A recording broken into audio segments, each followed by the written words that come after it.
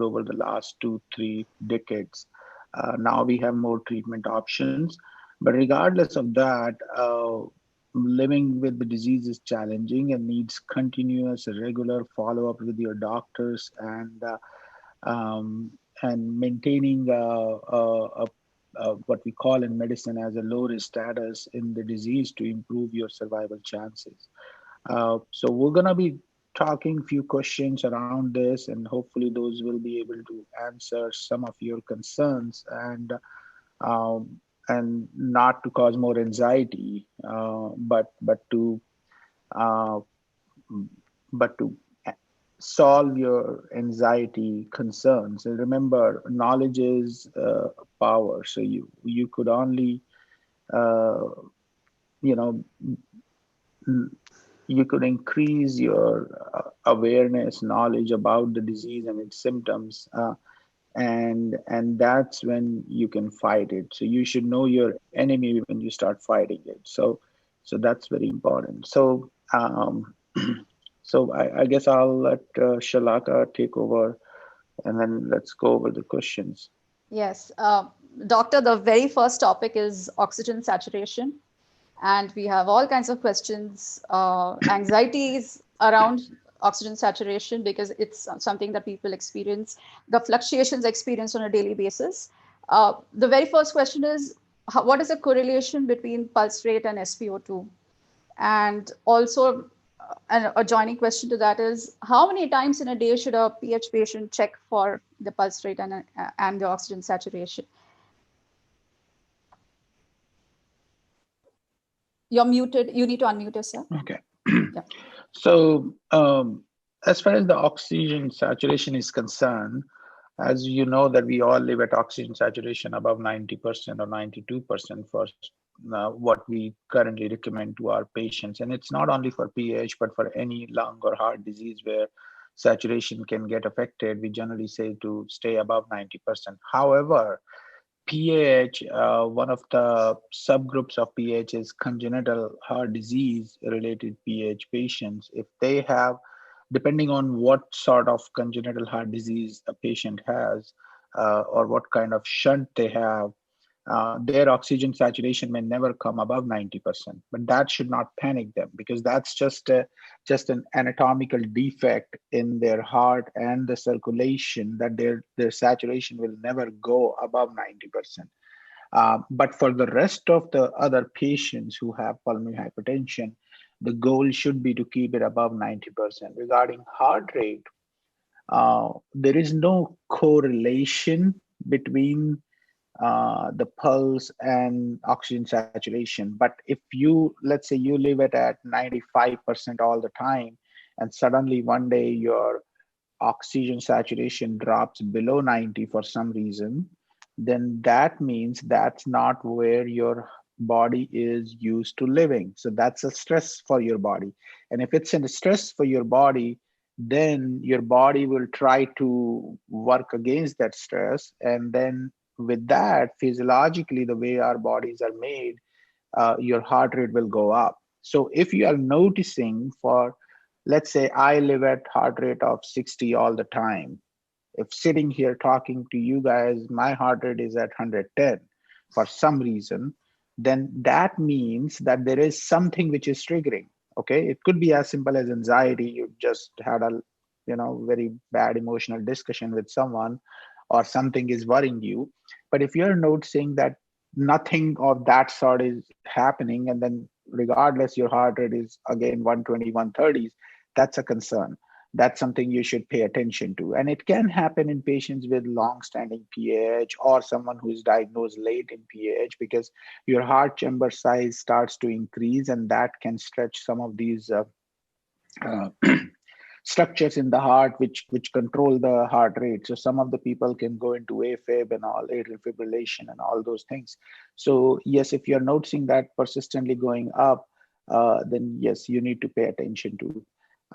Regarding, I would suggest each one of you should carry a small pulse oximeter at home with you, so that you can check it at home.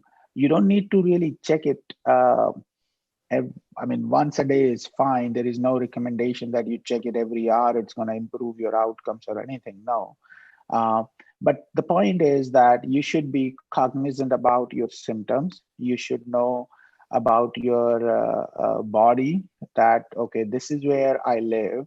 Like, I always have my heart rate of, um, you know, around 95, let's say. Okay. And Mm. now I am living for the last 2 days for no reason. Even if I'm laying in bed doing nothing, it's still above 110. That should concern you, right? Same way applies for the oxygen saturation. Like, if you feel that your saturation goes down below 90% persistently, it's been happening, or more than often, because people who live with the disease, they generally know, like, walking from my bedroom to the bathroom, my saturation stays above 95, but today it's going below 90. So that's something you may want to pay So attention to. the Yeah. anomalies matter here, right? Yes, anomalies matter because everyone is different. It's not, so you cannot compare a PAH patient's baseline heart rate or oxygen saturation to a normal person. Although we would like that to be to the norm, in the normal range, but you cannot. Okay, because everyone now. One of the things is that you should also have a blood pressure machine at home, that you should check your blood pressure more regularly at home. And one of the things which is in the long term has been associated with the poor prognosis in PH is, if your heart rate persistently stays above 110 and your systolic blood pressure stays below 96, that's something gets concerned. So when I see my patients in clinic, and if a patient was fine last time and now I'm seeing this change, even if the patient says I'm fine, I don't feel any different, but I see that this is a blood pressure trend or a heart rate trend, then I get concerned. Got it. Okay. But remember one thing, not everything is just worsening of PAH. I mean, heart rate can go up just watching the Amitabh Bachchan movie, right? So it's very variable. You don't have to like worry on any everything. You know what I'm saying? Right. You just heard your prime minister's speech, and now you're in anxious for something because he's gonna take away your all these bills, like your notes. So Yeah. so then your heart rate is up. So you got to be like, you have to put things into perspective. You can Perspective. just Yeah. just anxious about. Uh, so I think a PH patient should have a pulse ox at home and a blood pressure machine so that they can monitor themselves at home. And nowadays they are very cheap, available online. You can buy it from Amazon or Yeah. something, or maybe some other resources. But yes, Right. okay. Okay. Next question, doctor. What are the symptoms of hypoxia? How do you know it is hypoxia, and how do we manage it at home? And when do we need to call a doctor? Okay. Like this kind of goes back to the initial answer which I just said, that if you have, like I said, I gave an example to you. If someone has a congenital heart disease related pulmonary hypertension, which is actually a fairly large population in India, Yeah. and that those people, depending on their shunts, where the shunts are, like if they have a PDA or they still have a ASD or they have a VSD, depending on what the issue is, that they may always live at a lower saturation below 90%. Symptoms of hypoxia, but let's talk about patients who do not have a shunt, okay, like idiopathic or pH related to HIV infection, or pH related to scleroderma, or pH related to any connective tissue disease. In those patients, one of the commonest thing hypoxia causes is you may start to notice that your lips or fingertips are turning purple or blue, and that's something should alert you, as I said. And if that happens, just put up pulse ox and see if your saturation, and give it a time, not like the first reading, oh, it's like 75 and you start to freak out. Put it on your finger, because it takes sometimes the sensor times to pick up the exact oxygen saturation. You give it time, wait for 30 seconds or 1 year, rest down, sit down and give it a time. And then notice if you think that it's still persistently going below 90%, then yes, that's a concern. Now, some patients who are anyway marginal, they may notice dizziness also. Okay. Mm-hmm. Some people who have persistently low oxygen, they may be a little bit goofy. They can't recall things. But I think in PH patient, it's anyway a common symptom that they have some fogginess of symptoms or cloudiness of their thoughts, like, oh, I just can't recollect. Are you talking to someone and sometimes you forget things like, oh, okay, I don't know what I don't remember, those kind of symptoms. And dizziness is an important thing that it can happen in hypoxia.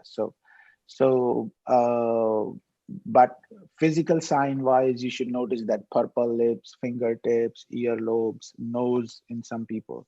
And it becomes hard in scleroderma patient. Now, scleroderma, Yeah. I don't know if any of you guys have scleroderma, but those people have anyway Raynaud's and other things. So their fingertips are already bad Yeah. because of the disease. So you cannot really put a pulse ox and be accurate. So in those people, we suggest using a earlobe. You'll have to buy a different sort of a probe for the pulse ox, and you put it on the earlobe to measure, or a forehead probe, because fingertips in those patients are not good. So these things are available and they're not very Yeah. expensive. So Yeah. you could utilize those things. So is Okay. rest the only solution to hypoxia symptoms, or is when is it the right time to call your doctor then? So if you are noticing, obviously first thing is, yes, if you are, so remember one thing,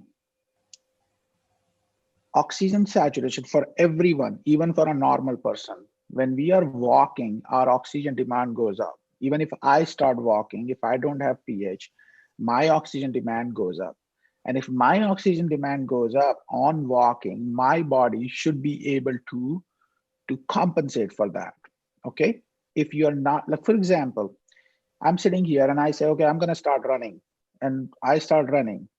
The moment I start running, you will notice that my breathing goes up. Okay. My heart rate goes up. Why does that happen? That's a response my body does. I mean, this is just a physiological response, right? So why my body is doing that? My body is doing that because my body is trying to provide me increased oxygen and blood flow to my lungs, so that when I'm running and my body needs more oxygen, we can pull more oxygen from the when I breathe in, right? Correct. Yeah. So what happens in PAH is that response is impaired because of the pulmonary hypertension. So if you are noticing that in your usual, like for example, in my home, if I walk around my neighborhood, in my what do you call society or apartment complex, if I walk around there, uh, walking from one step to another, one point to the another, my oxygen generally stays above 95. But today it's going down below 90%. That's a concern. That means you should watch yourself in performing your daily activities. And if you are noticing that your oxygen saturation is down in performing those, then that's a concern. Not like today I'm gonna go and do hiking, and now you are at 5,000 feet of on a mountain, and now you say my oxygen is down. That's like everyone goes down. Who knows what happens to me over there, right? That's So an imaginary situation for us. yeah. So what I'm saying is, people get worried. Like for Yeah. example, in plane, Yeah. like, Yeah. okay, Yeah. Yeah. I was flying from Mumbai to Delhi, and now, oh doctor, I just landed, and my saturation, or I checked in my plane and my saturation was down. Well, everyone's goes down, but normal bodies compensate. Abnormal people, who not abnormal people, but I mean the people with diseases, do not compensate. uh, then you need to pay attention to.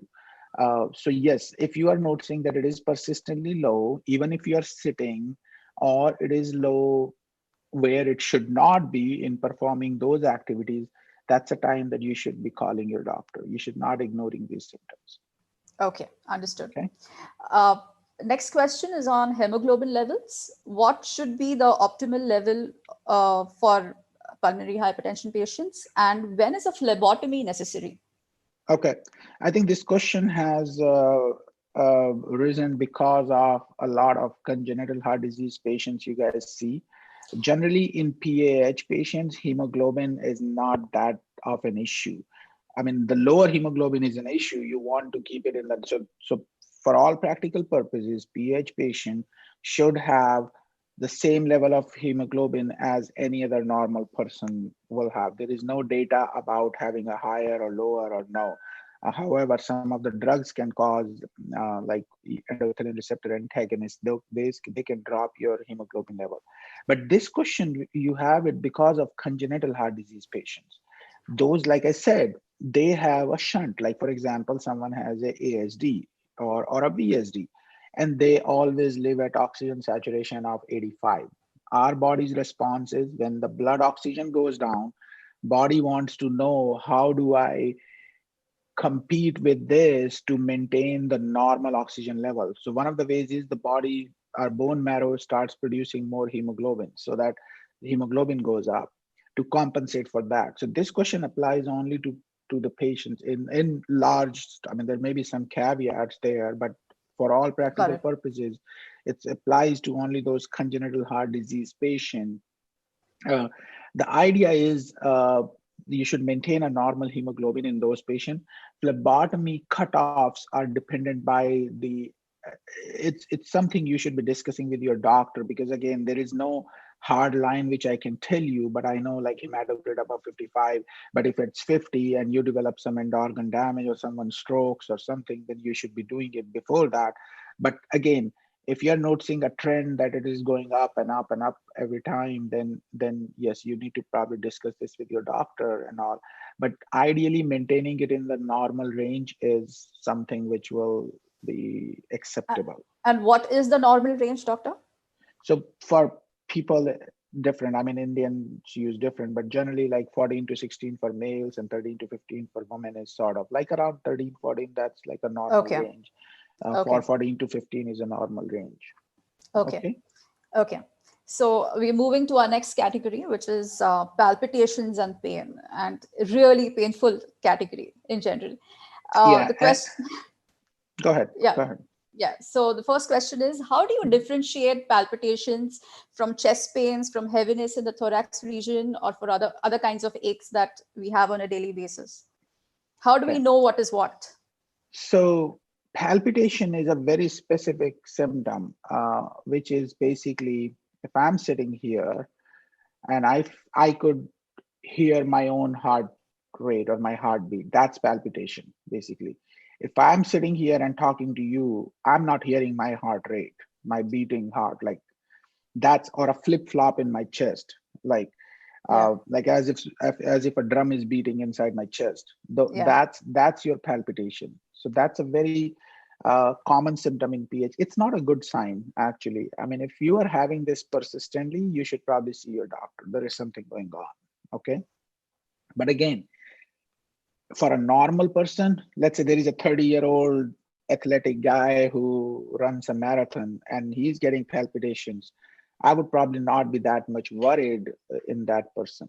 But if there is a person who is uh, um, having an underlying disease which is chronic, like PAH, which needs regular management, follow up, testing, all that, I would be worried. Because if you are unusually having those palpitations, if my patient calls me, hey doc, I'm having palpitations all the time now, I would be worried. I would bring the patient to clinic, evaluate the patient, and because that means palpitations should correlate with your heart rate, not right, necessarily, but it's a symptom that your heart is working faster or it's working abnormally.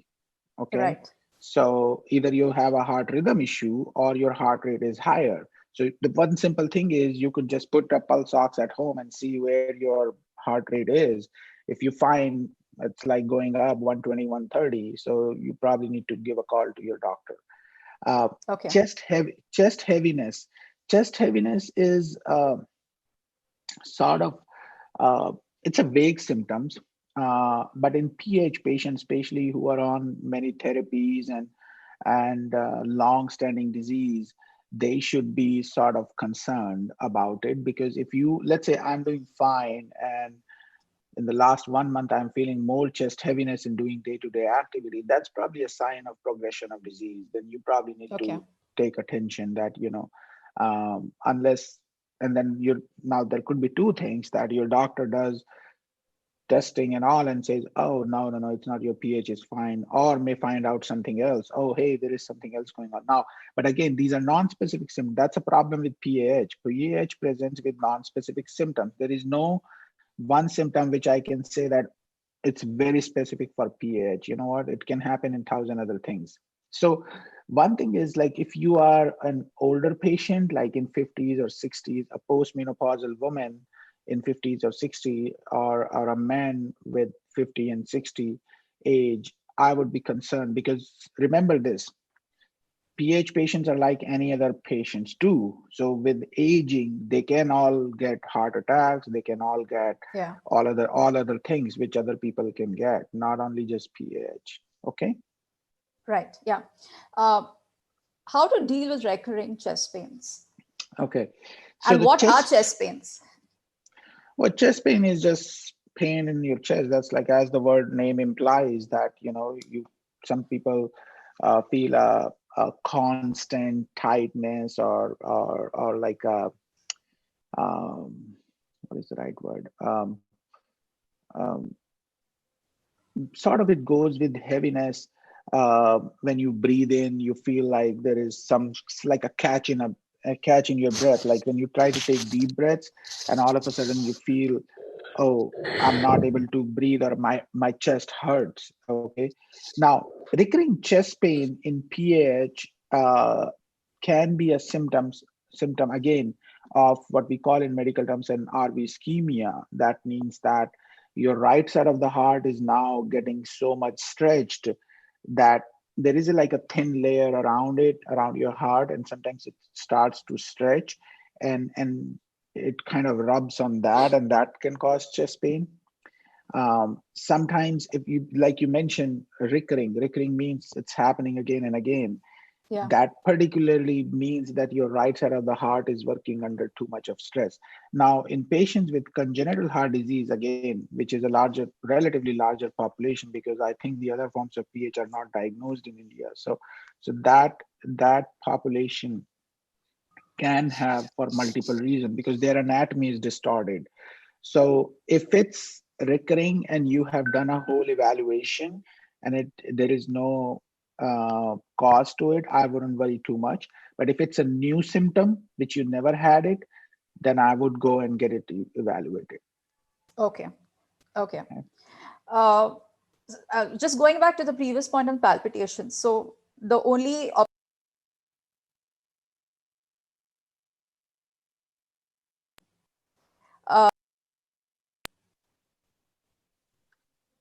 yeah, for palpitations, sometimes patients experience palpitations even while lying down. So is there anything in particular that they can do? Yeah, lying down palpitation is basically change in your body hemodynamics. That is reflective of that. Uh, I would say go discuss with your doctor, and if you believe that your pH is well controlled, technically speaking, you should not have it.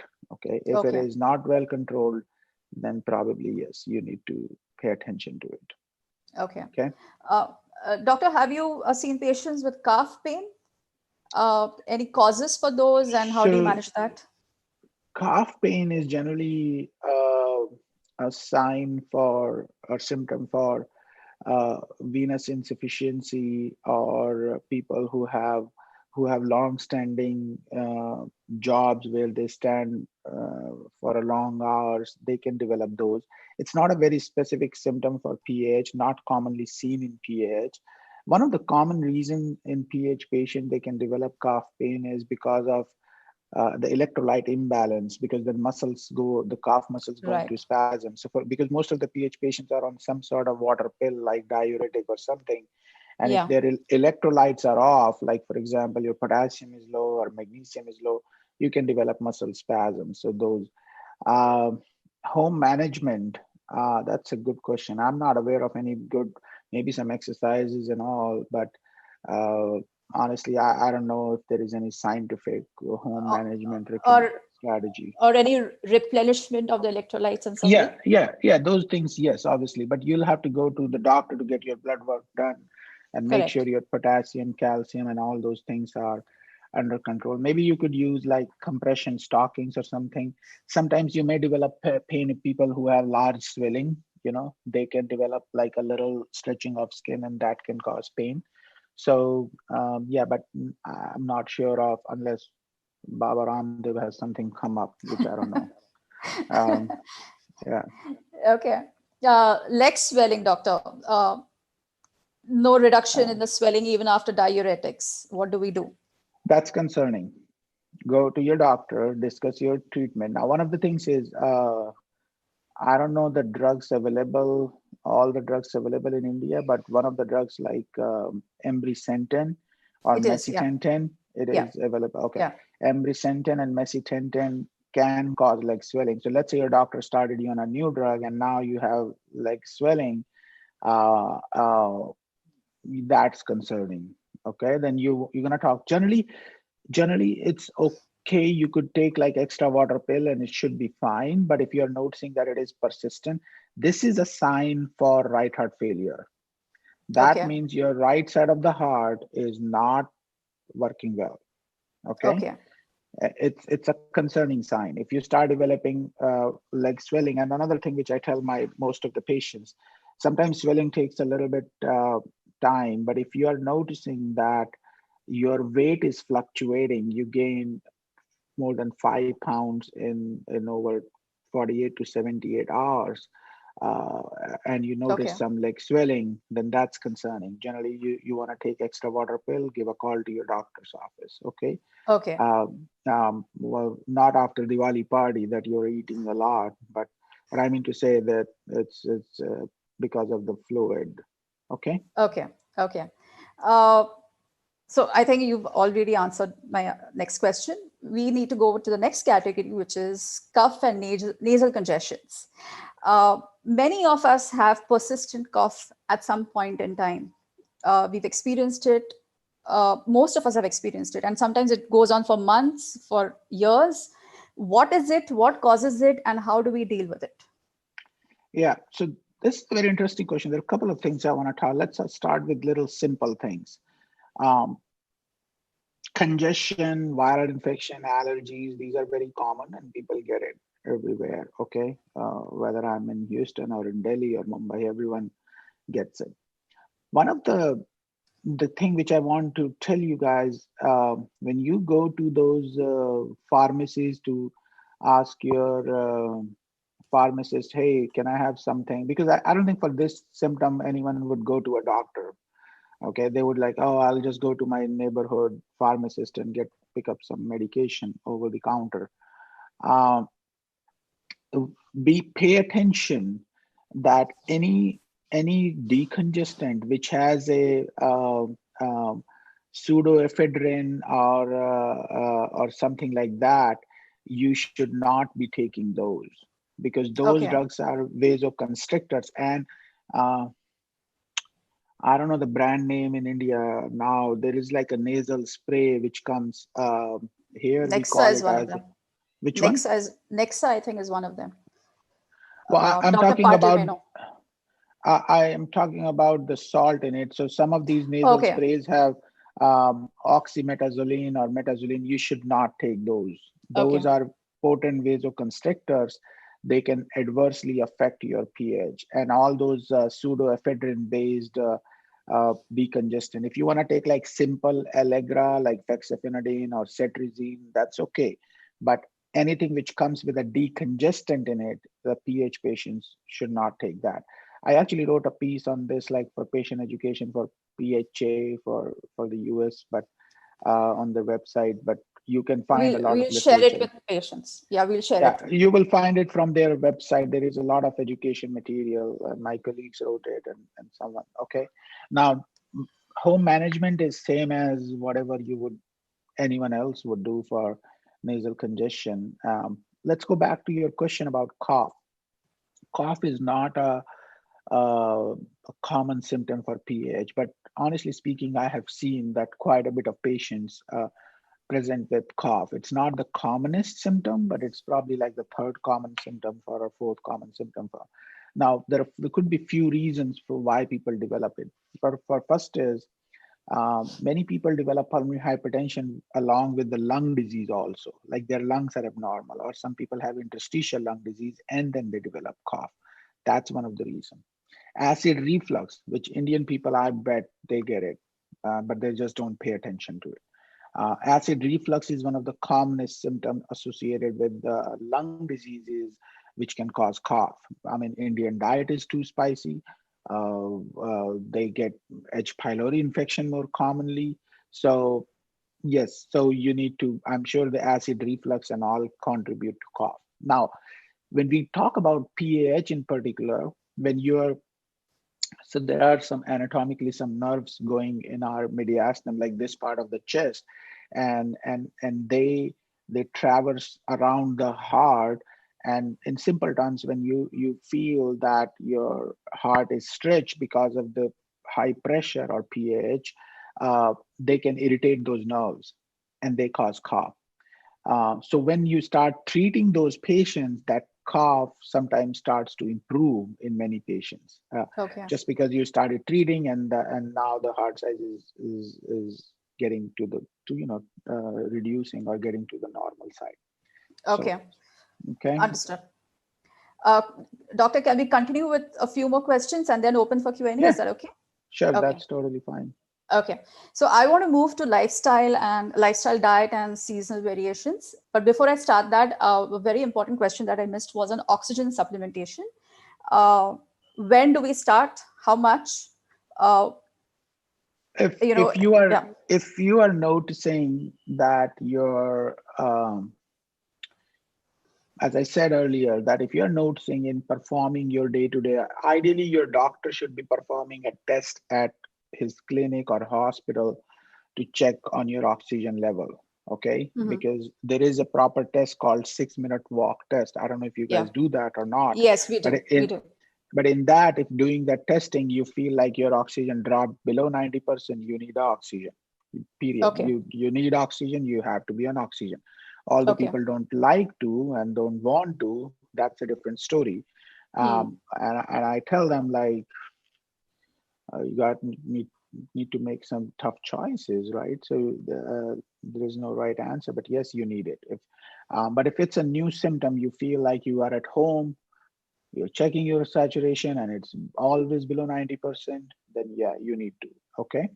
It Okay. won't, you may say that, oh, but I have congenital heart disease, PAH. Should I? Well, oxygen is not going to cause any harm in those patients. But again, those are the patients who generally live at a lower oxygen. Now, if someone with congenital heart disease may put his oxygen and his saturation still not coming up, and then they will say, "Oh, Dr. Sahay said that. I mean, that's why I'm doing it, and it's going to be upset at me." But I'm just telling you that congenital heart disease (PH) is a little different entity. You need to discuss with your doctor, and then see if it's putting oxygen will benefit you or not. Okay. Right. But if you Right. notice that it's going below 90-92%, then yes, you need to be on oxygen. And Okay. is this continuous oxygen that you're recommending, or few times in a day? When to stop? If it's above 90, stop it. Okay. Or Ideally, the data, scientific data says uh, all patients, whenever they are recommended to use oxygen, it's always 24 into 7. Okay. okay. But Okay. we all have to be honest to ourselves, okay, which is that no one does that. Okay. I tell my patients all the time, and I know that, well, some do, but not everyone does it. But if you ask me for a medical recommendation, I would say that means all the time. But sometimes, if let's say a person is very active and goes to work and everything and finds it difficult to carry that around, or the profession doesn't allow, or the job place has some problem, employers need to accommodate that. Um, but if let's say you stay most of the time at home and you don't walk that far, then I say, okay, well, that's fine. You don't need to wear it at home. But if you are walking around or you can walk far, then yes. I tell patients to generally sort of empowering patients and tell them like put your pulse ox and see at your home, that at what activity your oxygen goes down. Like for example, Yeah. I walk to my friend's house and my oxygen drops down, then I think you need to put it on. But if Yeah. I walk to my neighborhood grocery store and it doesn't drop, then probably you shouldn't be. Okay. So sort of kind of you can adapt to your day-to-day activities. Okay. A quick question on diet, doctor. Things to Okay. include, things to moderate or restrict. Food, Okay. nutrition. Yeah. Yeah, that's a very interesting question considering Indian diet. Um, uh, Indians love to eat spicy and salty. Uh, well, spice, I don't know, but salt is not helpful for sure. Uh, um, Salt, all PH patients should restrict their salt intake to 2 grams a day, and also restrict their fluid intake to like 1.5 to 2 liters a day. It should not be more than that, okay? Because that can cause more fluid retention and can contribute to worsening of your pulmonary hypertension. Um, what else you were asking about? What do we include to ensure you're nutritionally up to the mark so that you don't have to rely on supplementation of vitamins? Is that I think something?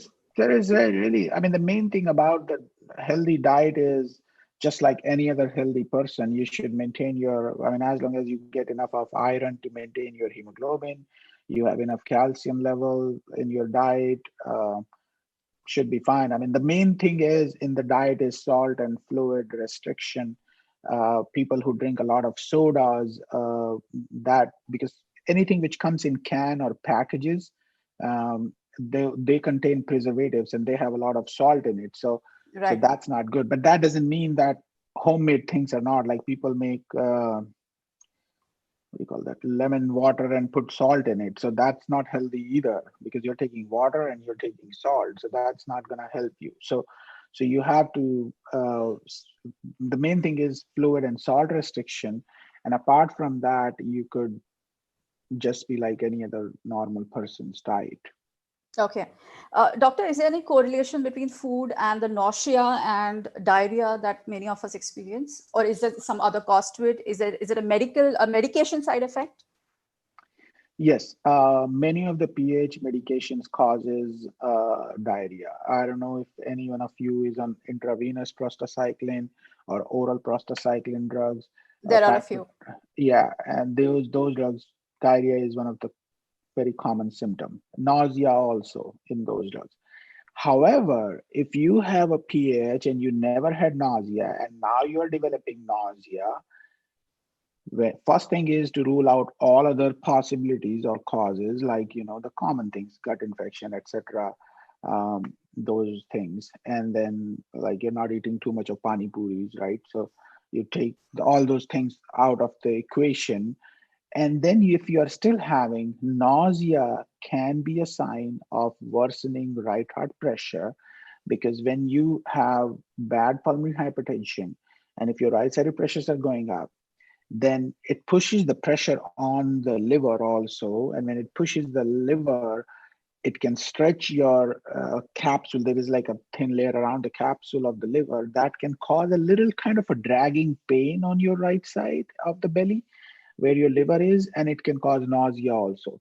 So generally, if I have ruled out all these other things, and I know most of the patients, 95% of the time it will be the drug side effect, or some other infection or something. But if I have ruled out those 95 things, then in the 5% of the time, I would pay attention. And if patient is still complaining persistent nausea, I would think of something like this. Okay. Doctor, before we open up for Q&A, one very important question. COVID and pH. What Uh, has been your experience with pulmonary hypertension patients? uh, COVID and pH, first of all, we are now setting up registries and all. We really don't have, we did participate in few survey-based studies. Um, Again, it showed like 12% mortality in PH patient, which is higher than the general population. But I think that's a skewed data because it's just a small population and people just mainly talked about patients with PH who died with COVID. Okay, but that I think depends on how bad your hemodynamics is. If you are a very well controlled PH patient and younger, you should not have increased risk. Should, I'm saying should. That doesn't mean that what I'm saying is going to be true, right? Um, but if you are older, middle age, like which is a high risk for COVID, then you are at risk too. Regardless, exercise strict precautions for COVID. I mean, right now we are in the phase of establishing registries and all, so we don't have immediately all the data. Some people talk about speculatively, not a strong scientific evidence that, oh, there are some pH medication may be protective or beneficial in COVID, but there is nothing scientifically written in stone. So for all practical purposes, all PH patients should take all precautions like any other person with COVID. The only, I think, advantage PH patient might have is that generally PH patients are younger, right? So if they are younger, we know that COVID mortality is less in younger population. So that could be one advantage, but really uh, nothing specific, or I should say based on a strong scientific evidence we have, but take all precautions. Okay. Okay. I think I'm going to start taking some questions from the audience. Okay. We have one question from Rahul Singh. He wants to know what kind of breathing exercises in general, if they are beneficial for pH. And, in India, we have a lot of them doing yoga, pranayam exercises as well. So do you have any thoughts Yes, on that? breathing exercises are helpful. Heavy exercise is not. You should do light to moderate exercise is helpful, period. You should not do heavy exercise. That means you should not go to the gym and start lifting 50 to 100 pounds of weight. No.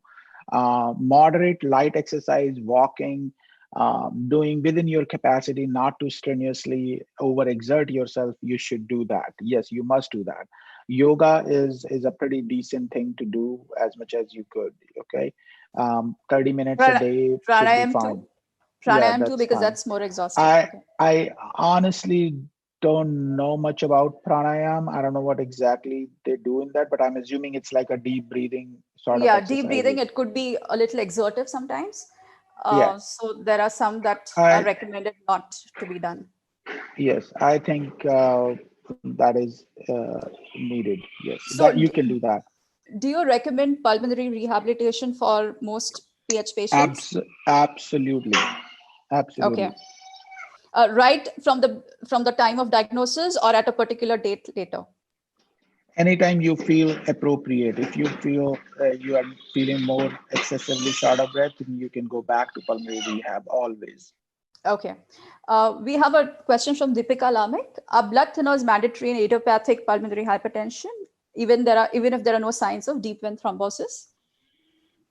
Okay, this is a very, very good question, because if you look at the data 20 years ago, we used to treat all idiopathic PH patients with blood thinners. The recent data is sort of not very convincing. So basically, many years ago, everyone used to think that PAH happens because people develop small clots in the lungs vessels. But now we know that this is not the case. It just developed Right. because some people have genetic issues and some other diseases. We don't know why people develop, but this is what we know, that some have genetic mutation. Now, in idiopathic patients, actually, there is no, if you look at all the European guidelines and all the research, there is no very strong data, but this is how we perceive it. We do it here. You know what? I'm going to just walk inside now. My family's Okay. up here. Okay, just give me 1 second and I'm going to answer this question. Okay.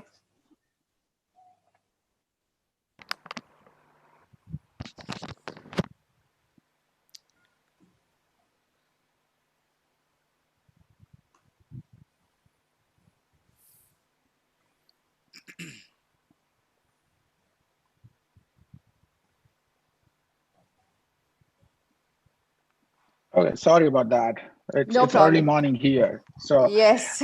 okay. Doctor, just want to ask you, can we go on another 10, 15 minutes to answer these Yeah, questions? that's Or fine. I think yeah? these are pretty good questions, and I would like to Okay. answer them while I'm Okay. here. These are very, very good questions. So thank you Okay. guys for engaging with me today. Yes, so let me answer Deepika's question. So blood thinners are not. Um, we currently don't have enough scientific evidence to really say that blood thinners benefit, but there is equally sort of, I would say, scientific community sort of trying to still debate the role of blood thinners.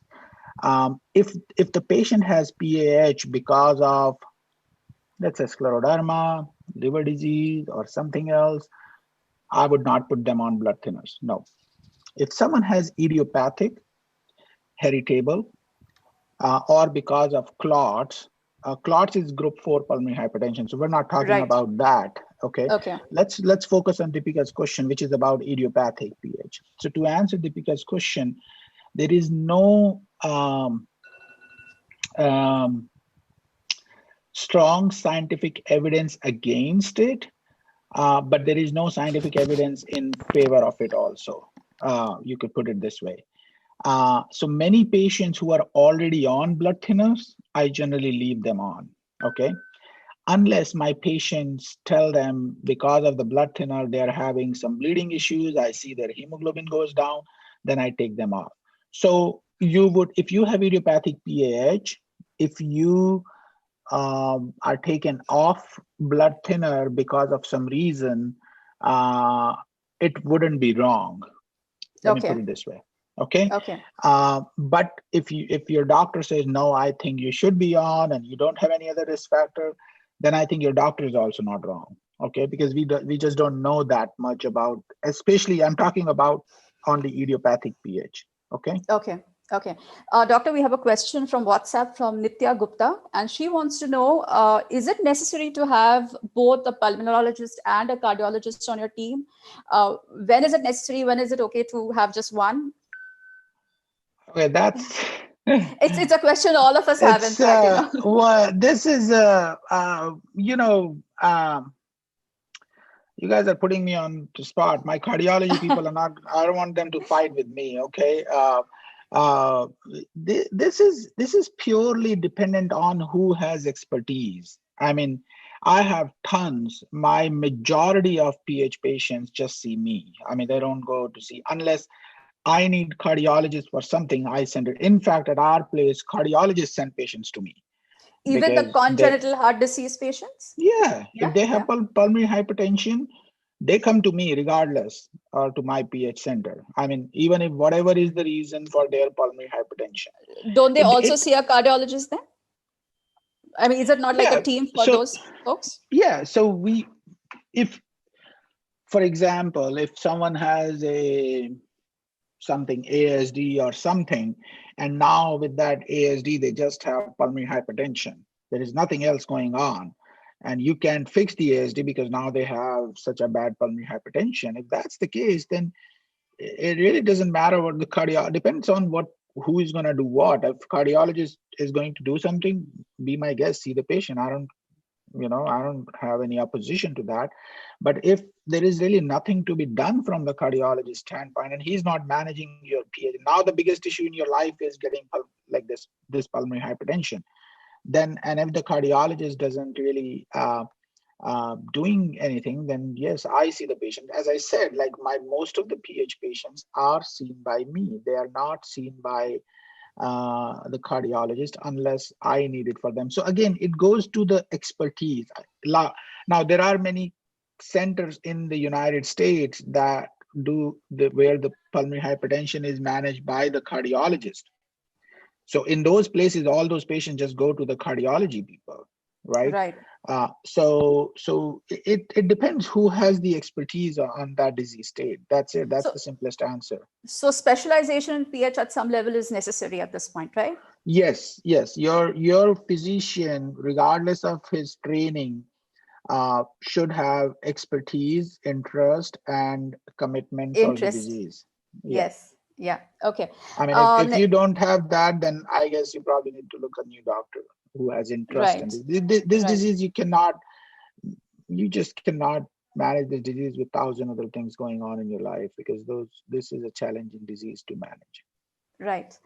Next question is from Meenakshi Singh, and she wants to know what should be the ideal pulse rate and oxygen level for a child. Her child is 6 years old.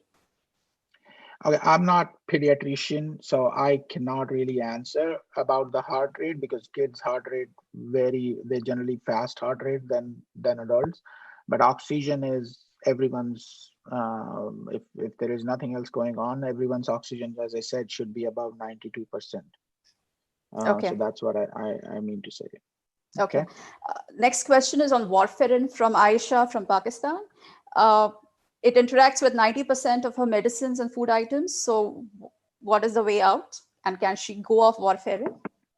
Um, yeah, warfarin is one of the drugs which interacts with a lot of food and drinks and all that. And I honestly don't know much medical history in your case, and I can answer whether you can go off or not. But I can say this, that there are now newer drugs, what we call as DOACs, uh, which basically do not need any monitoring like warfarin and do not have interaction like warfarin. So I don't know how many of those are available in your country, but you may want to check with your doctor if you could be switched to those medications. Some of them are like apexaban or rivaroxaban. They don't need INR monitoring. They don't need they don't have interactions like warfarin does. So you could yeah. Okay. Next question is from Professor Shah. Is an RHC mandatory to diagnose PH? Absolutely. Absolutely. You cannot have a diagnosis of pulmonary hypertension without a right heart cath. The answer is yes, absolutely. I don't even do anything on anyone without a right heart cath. And not only one. Unfortunately, once you have pulmonary hypertension, the only information, even after the diagnosis, you may have to, many of my patients get caths pretty much every year, or maybe especially like in special situations like portopulmonary hypertension, they have to go, we have to get them transplanted for liver. We have to do like every 3 months. So answer is absolutely, it's mandatory. You cannot diagnose anyone with pulmonary hypertension without a heart cath. That's like, that just I don't know what do I say, but it's not possible. In India that is not very common. It is getting common now, but it is not very common. I understand in the US it's mandatory by the insurance companies as well, but It's it's not, no such. no, No? it's just not a right medicine. I Okay. mean, I cannot put anyone on expensive, complicating therapy without having a good diagnosis. Correct. Okay. I mean, Okay. how could I treat someone if I don't even know that they really have the disease or not? Plus, if Right. I'm telling someone you have pulmonary hypertension, or for that reason, pulmonary arterial hypertension, it has a lot of implication. Right. It has implication for their life. It puts Yeah. stress on the patient. It puts stress on the family. It's a financial issue. They may lose job. It's a prognostic issue. They may die 2 years Yes. later.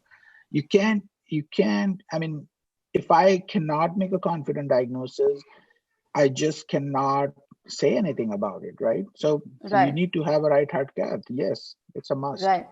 Okay. Next question is from Vibha Gupta about oxygen cans. Are those helpful to keep at home for occasional oxygen burst?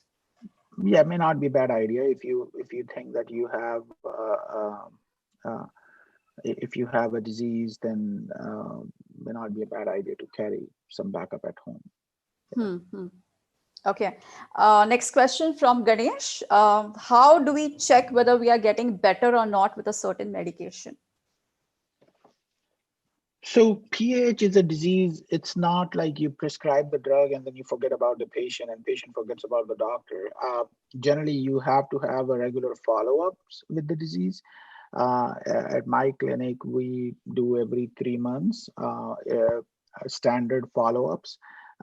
If you are very good, doing really well, maybe 6 months.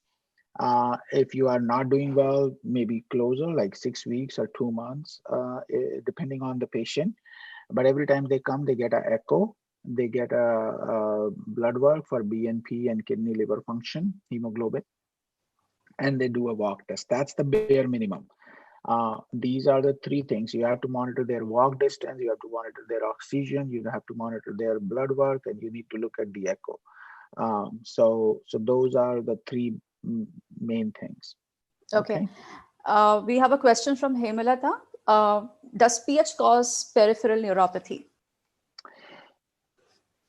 It's nothing is known actually, to be honest. It's not something which is associated. Now, if you have a systemic disease, for example, you have pH because of some autoimmune condition like scleroderma, lupus, or something, then you might feel those kind of symptoms associated. But nothing is no. Now, one of the things is some people are on prostacyclin based drugs. The drugs can cause some sort of neuropathic leg pain.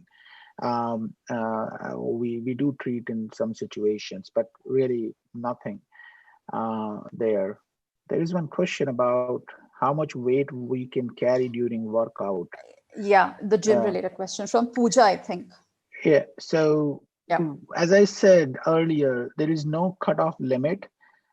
Heavy exercise is not recommended. Light to moderate exercise.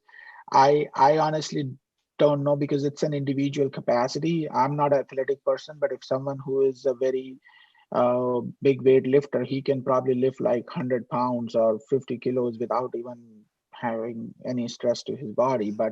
Uh, uh, but there is no cutoff which I could give you here. But heavy, as I said, the heavy exercise is not recommended. Okay. We have one question from Shraddha. When you have a diagnosis of PH, what are the things that you need to do to avoid further complications? I mean, her question is in the context of take medicines, and is there something else I can do to not worsen the situation? Can you repeat that? I didn't really get that. What? So the things that all newly diagnosed patients need to do to maintain their health, to maintain the pressures, or to definitely lower the pressures. What are the things that are causing the deterioration? In fact, is there something See, that this we is have control over?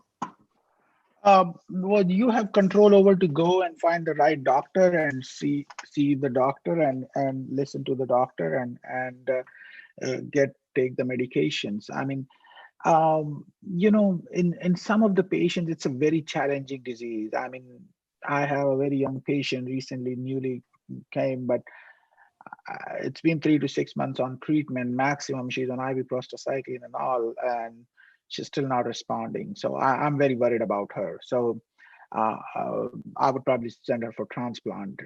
But uh, no, so this is a challenge in PAH, especially in idiopathic and all. We are talking about precision medicine where we want to really find out that who are these people who are not going to do well and who are these people who are going to do well. Currently we don't have that answer very strongly, let me put it this way. So all patients need to be treated um, with aggressive therapies, uh, Okay. with routine follow-up. So now you, as I told you, we discussed a bunch of things today to tell you what things you should be doing, not to do, and do's. You could just do that and take your medications. Now, rest is how your body is going to respond. We can't answer it. Okay. Yeah. Uh, Doctor, next question was from Subhashi Bafna, and there's someone else also asked this. Darkening of skin on the legs. Is there something That's that you've seen in other patients, and what to do about it? that's a venous stasis. That's probably big. If your legs are swollen for a long time, then your skin veins get dilated, and that's caused venous. Nothing can be done. You just can work on reducing the fluid retention in your legs. But I don't think venous stasis can be reversed. Okay. Okay. We have a question from Roshni. Does an unoperated VSD plus PH make it difficult to gain weight in spite of a good diet with zero salt intake? She's never been able to gain weight, and this we have observed in many patients.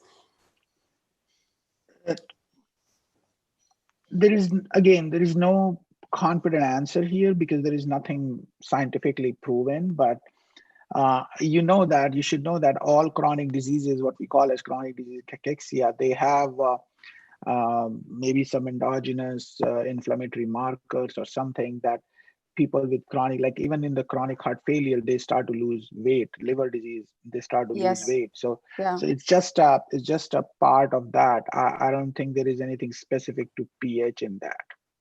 Okay. Important question from Nungshi.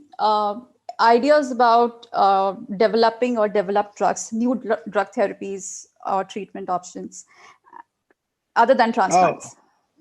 oh, Yeah. there are a bunch of, that's why I say it's a very exciting area for the PAH nowadays because we have a lot of trials going on and a lot of newer therapy. I think one of the drug may come out for commercial use in 2, 3 years. Let's see, because the phase 2 study just showed it's a disease modifying drug and it showed a good response. So now it's going on to phase 3 trial. It's sotatercept. And I have personally, I had 3 patients enrolled in the trial and they all did great. So I'm very hopeful about that. There are a few more. There are some inhaled drugs coming out, like an inhaler device. So that will be very helpful. I mean, for patients, it's convenient therapy. You can just take an inhaler and like any other asthma patient. So that will be very helpful. So yes, there are a lot of drugs and treatment, a lot of research going on. I'm pretty hopeful that in another 5, 10 years, we may have some really good pH therapy. Okay. Question from Balaji on vitamin deficiencies, D3 and any of the B vitamins. Do they affect pH symptoms, pH in general? Nothing known. You can just take like any other routine person would take. Okay. Yeah. All right. Weight loss in idiopathic pulmonary hypertension, doctor, if you could say 2 words about it. This is a question from Rashmi Patel. I honestly, the weight loss is nothing known or associated with the disease itself. Okay, but you should probably, before you say this is PAH causing weight loss, I would suggest you to get yourself evaluated for all other causes. In India, one of the commonest causes is parasitic infection. Uh, make sure you don't have any worm infection or something. Then you should look into your stomach, like the absorption of food. People have a lot of pernicious anemia and all those other things.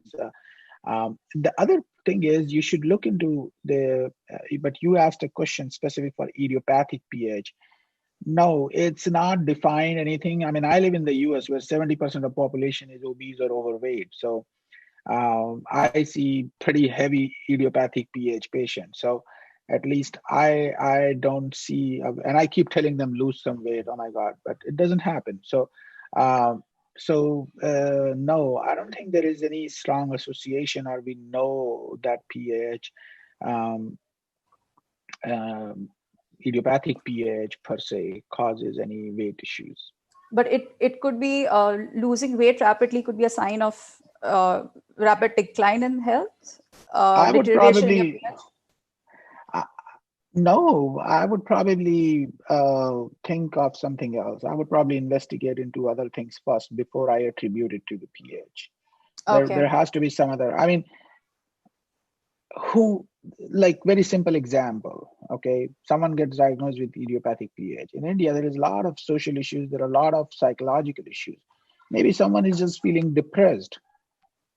I mean, depression can cause weight loss. It can cause weight gain also, depending on how you are. I'm not a psychiatrist, but it's very well documented. Depression can cause either way. I mean, some people stop eating just because they are depressed all the time. Okay, and depression is not very appreciated in India. Rarely people go and take psychiatrist help, and this is a chronic and challenging disease. Yeah. So who knows that's contributing to it? Okay, so you Right. probably need to have a good primary care doctor. If you feel that you feel depressed, then you probably need to seek a help from a psychiatrist also. But what I'm saying is, from idiopathic PAH, it's not associated. Now, if you have some autoimmune condition and that is driving you to not having a good appetite, for example, scleroderma, lupus, and rheumatoid arthritis, or any of the treatment of PAH causing you nauseous all the time and you start to lose weight.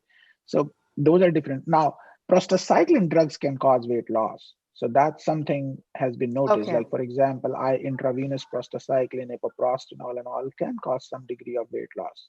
Okay. So you have to be mindful about that. Okay. Another question from the support group. Does a PIC line have any particular impact on the development or the progression of pH? Why do you think so? No, it's a question. I think this is from a thalassemia patient who's developed pulmonary hypertension. Is there a No, correlation of any kind? it's your thalassemia which probably is causing. Okay. Yeah. Okay. A question from Shakir Raja. Can a heart attack trigger PH and mitral valve prolapse?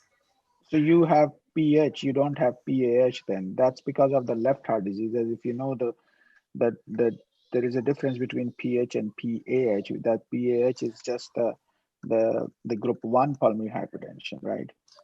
So we had a question from, I think, Vibha on this, the difference between PH and PH. If you could quickly PH is address that. just PH is just high pressure in your pulmonary artery, and it could be because of multiple reasons.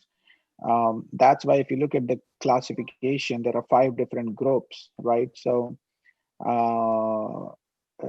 you have group 1, 2, 3, 4, 5. Group 1 is where you have all these patients like you, congenital heart disease, idiopathic, heritable, genetic mutation, liver disease, HIV. This is the most challenging group, which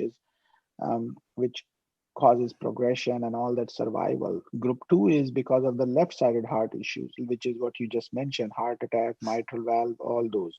Group 3 is because of the lung disease, lung pulmonary fibrosis, COPD, or chronically low oxygen or sleep apnea.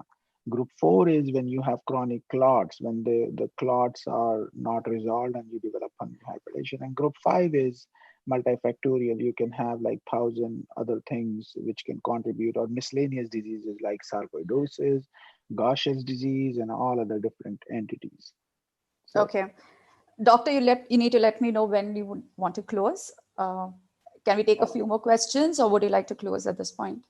I think we should now. It's been pretty long now, so I guess we could possibly stop here maybe for the next time. Okay. So I'm really sorry for those folks whose questions I couldn't take. I was trying to take more categorical questions applying to everyone, and also for the lack of time. I think we should absolutely have a second session with Dr. Sahay very soon.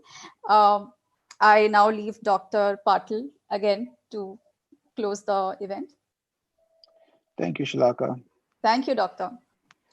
Thank you. I just have one question I'm seeing here. That someone mentioned about hemoptysis in PAH. That's if it's just because of pulmonary hypertension, that's a concerning sign. If you cough up blood, you probably need to see the doctor ASAP. You can't ignore that. Just wanted to say, I don't know what's the situation, but if that's the symptom someone is experiencing. Okay, I guess. Dr. Patil, are you there? Yeah, so thank you very much, Dr. Sahay, for joining us live from US. So you have cleared so many doubts and provided us with so many insights, I think, which will be helpful for each and every person here. I would like to highlight some important points. So I feel that every patient of PH should have pulse ox and BP machine with them so that they can, monitor themselves. And as the doctor told, it is very important to watch yourself during performing your daily activities. Monitor your SpO2, monitor your heart rate. You just have to understand your body is what I think Dr. Sahay wanted to say. The other important thing is dry cough and all. Please rule out the other etiologies like acid reflux and lung disease if you have any associated. For nasal congestion, one important thing is do not take the medicines which have decongestants. The cetirizine, levocetirizine are good. And as far diet is concerned, salt intake and water restriction to 1.5 to 2 liters. And for nausea, please rule out other causes, because if there are no other causes, it is a sign of worsening right heart failure. So I think I would like to sum up this now. On behalf of the Pulmonary Hypertension India group and HTTP, I would like to thank Dr. Sahay for his thoughtful interest in Indian patients and his unconditional offer to help us raise awareness and provide clinical help wherever necessary. In the end, I would also like to thank all the participants who have joined and gained the knowledge, I feel. And also, I would like to thank our tech support team consisting of Roshni, Balaji, Nitya and Hemlata Di. So with this, I think I conclude the session.